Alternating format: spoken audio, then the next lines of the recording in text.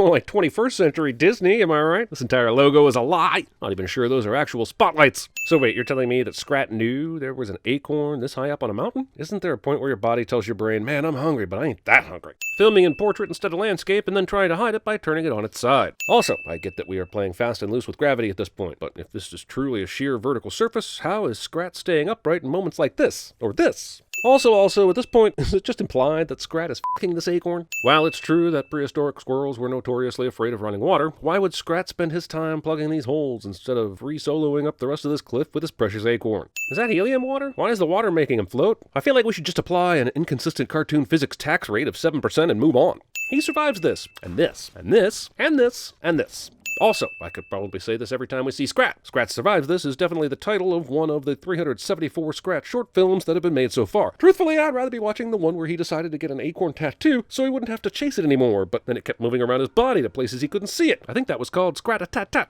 What would it take to make you happy? You gotta hand it to climate change. It's such a prankster. It's almost as hilarious as Jared Leto on the set of Suicide Squad. Hate to break it to you kids, but I'm going to tell you the hard truth that the movie won't. At least half of these cute fish were definitely eaten off screen. Hey, it's my turn to hit the slug. Mine! Kits! Hey, whoa! Who said you kids could torture the sloth? I think his name was John Doe. Question. Why does the burro go home? Why doesn't he stay with the rabbits? Prehistoric CinemaSins.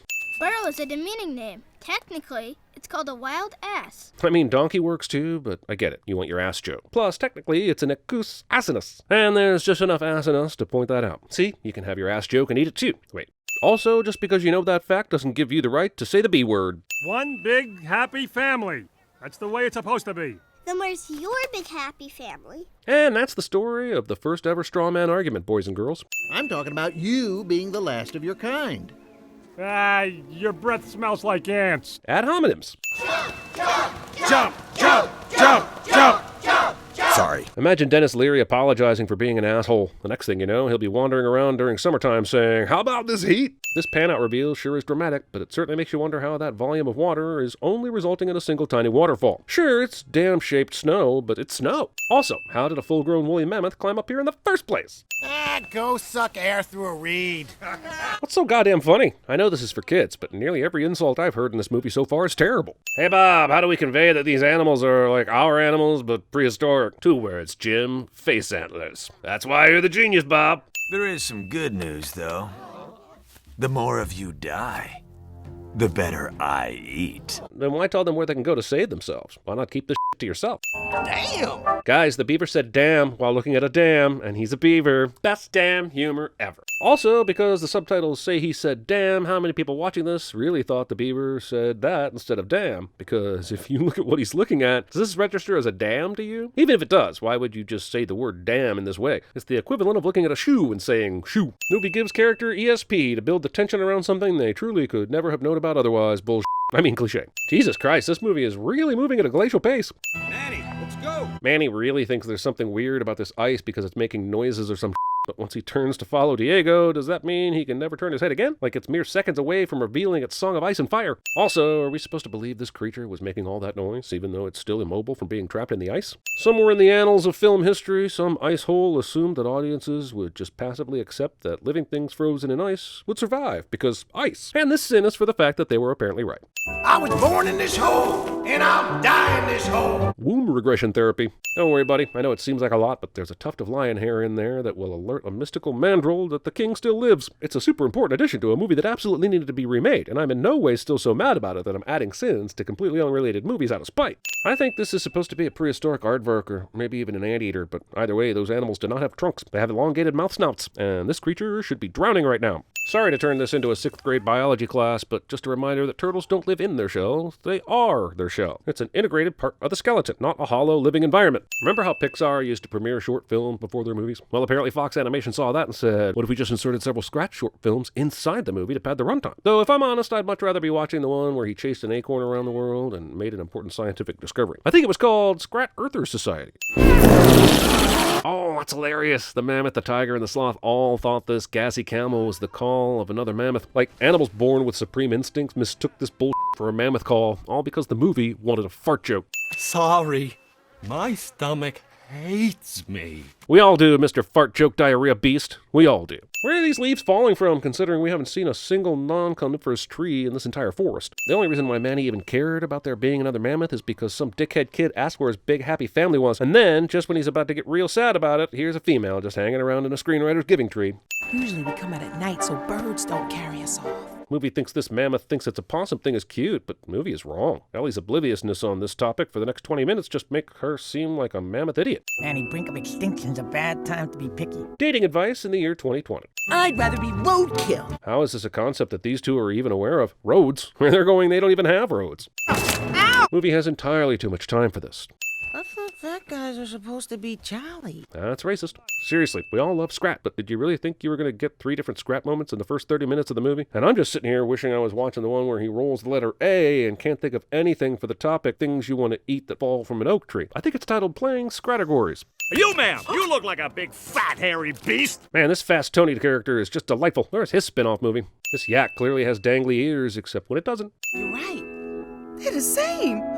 You must be part possum. Well, if Manny is part possum, this movie is full-on tiresome. Why does the crocodile thing swim past Sid? Did he have a deal with his buddy not to touch him because he called dibs? Honestly, even if the ichthyosaur didn't get stopped by Manny's tusks, I'm not entirely sure this would have been a kill shot anyway. What was the plan for this attack? So wait, are they done attacking now because Manny got a lucky break? Are they going to make halftime adjustments? Is the coach going to make a speech where one guy starts clapping and everybody joins him in unison? Also, considering the wide amounts of land that's been traversed, I'm still confused how these two even got here. Also, why are these creatures necessarily evil? Just because they don't have a stand-up comics voice? They're just hungry. Lots of shit happens in the wild. How are they really villains? Maybe mammoths are going extinct because they put themselves in danger too often. Please point out exactly where Manny put himself in danger in that last scene. He fended off an attack. He didn't jump down in the water to wrestle those guys. He was standing on a block of ice, hoping not to get eaten. Movie is seriously making it sound like Manny tried to be a badass in that last scene.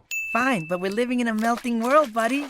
You're gonna have to face your fear sooner or later. I'm gonna go with sooner, as in already happened, considering you hunted that poor mom and her baby through that river in the first movie with no hesitation. Wow, these piranhas basically Mario World Scrat to safety while trying to eat him. Okay, so the piranha with the acorn in its mouth is the one on Scrat's left paw. He punches that one with the one on his right paw, sending him all the way to the edge of the right side of the screen. The one on his right paw gets slammed down near the water, which I will remind you is not the piranha with the acorn in its mouth, but when Scrat jumps on it, that's the one that spits out the acorn, and that's how lies are told. Pull back the tree and shoot me into the pond. Is it just me, or were they trying to get out of the valley fast because of the imminent melting ice that was going to cover them in water?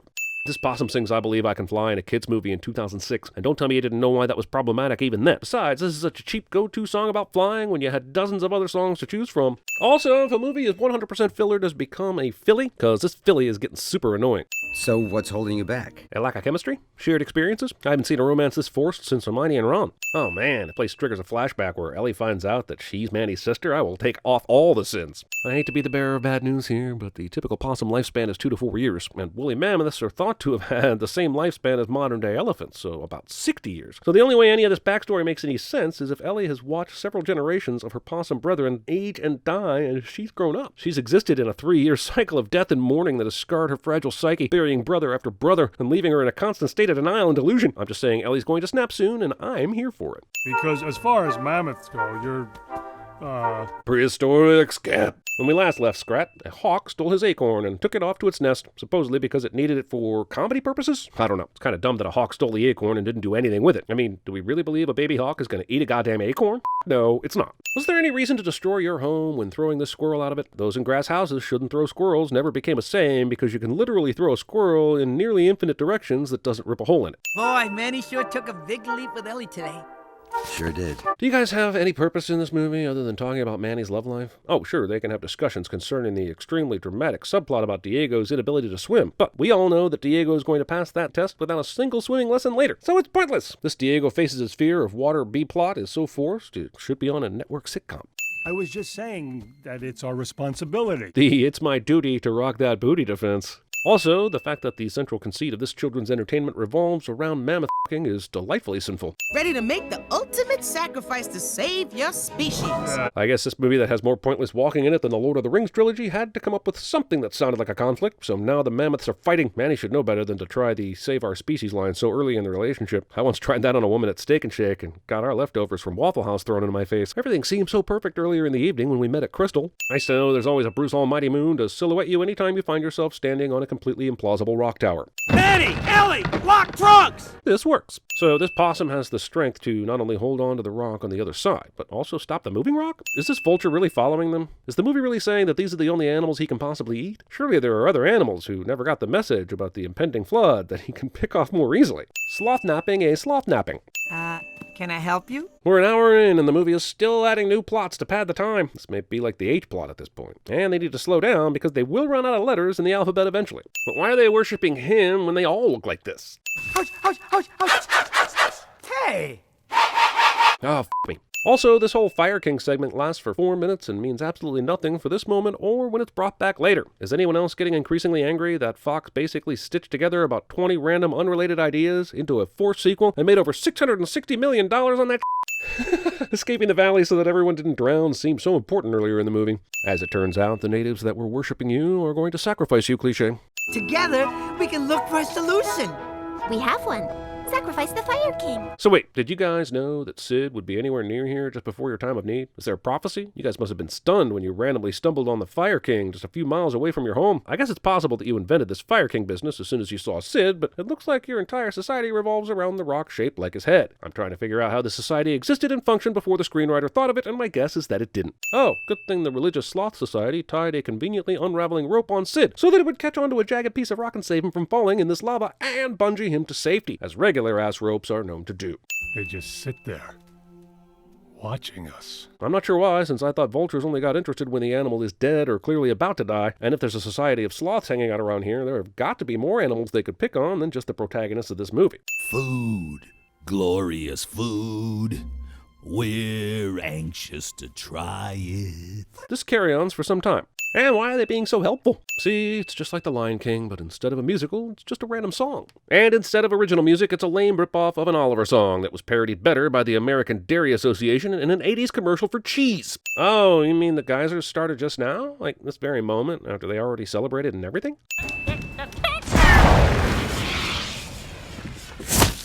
Where are the vultures now? Isn't this what they've been waiting for? I just did something involuntary and messy. Wet dreams. You can't be two things. You know how in most movies when the protagonist flashes back to moments echoing from their past, everything adds up and a revelation occurs that changes them forever? Yeah, here it's just more of a smattering of random lines with the hope that you'll catch some emotions based on sheer Pavlovian response. And now they are back with the animals they left with, plus a massive amount more, all of which they were somehow completely separated from for the entire middle part of the journey for reasons. All unattended children will be eaten. Did you miss the fully cooked chicken near the geyser area a minute ago? This vulture is confusing. You can't consider them threats at all since they only eat dead animals, but that's exactly what the movie thinks they are. This hawk still hasn't done anything with the acorn. I guess she was just being a dick. Why'd she take it if she wasn't going to feed it to her kid or use it for anything? I don't see her anywhere! Maybe she's already on board. Why the would you think that? She went the long way around. Even if she got there ahead of you guys, she still would have had to get in line to Noah's Ark, and you'd have seen her by now. Deus Ex Rockin'em. Oh yeah, remember Seabop and Crocksteady? Our heroes encountered them one time about 45 minutes ago. We as an audience know absolutely nothing about them, but they are back for this finale because every movie needs villains, I guess.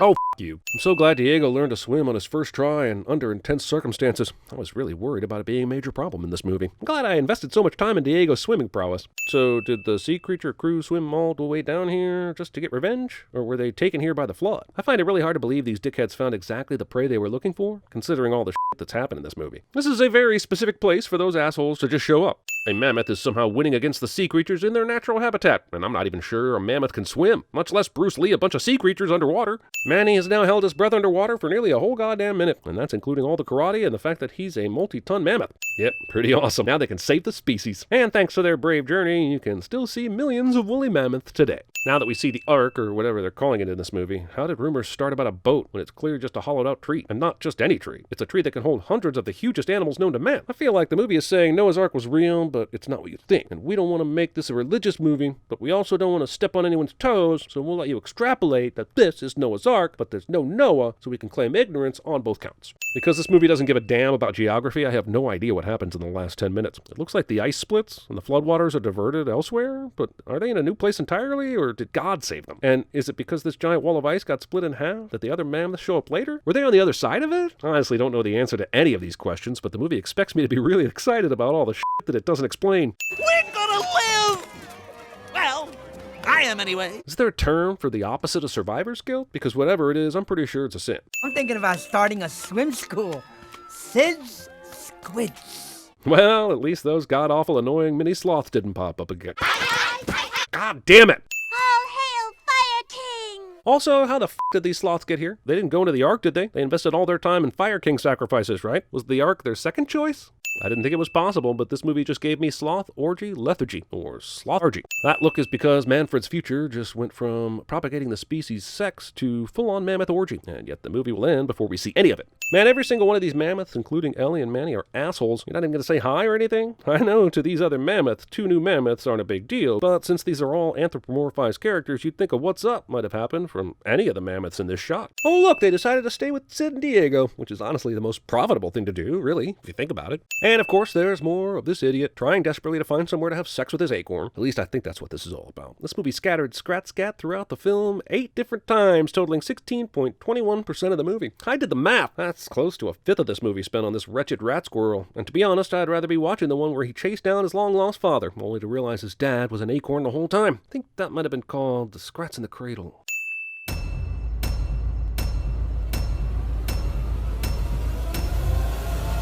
Iceberg, right ahead!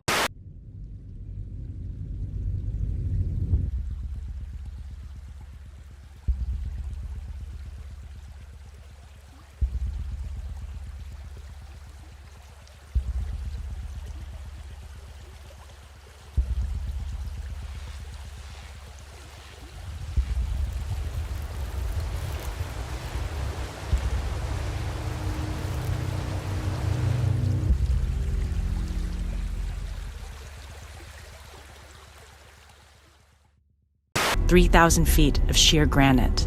Free soloing it would be one of the greatest accomplishments in the history of climbing. But is it ethical to film someone as he risks his life?" Hey, it's my turn to hit the slug. Mine! Ground's melting, walls tumbling, rocks crumbling. Nobody makes a fool of our family without my help. Why do I gotta be the platypus? Make him the platypus. Mr. Pink sounds like Mr. Pussy. How about if I'm Mr. Purple? We're now traveling together, and like it or not, we're gonna be one big happy family. And we're gonna have the happiest Christmas since Bing Crosby tap danced with Danny fucking Kaye. You, ma'am, you look like a big fat hairy beast. You know, that hurts my feelings. I've tried going on a diet, you know. The zone. You know, carbs are the enemy. I can stand! He can stand! T-Boo Ted, the first thing you gotta do is expose that problem. Well, there's your, butt? What about it? Your butt is the bomb. There will be no survivors. Mummy, I want to see the Batman slime. Cheese, glorious cheese. Forward! Bet! Next season. What a season!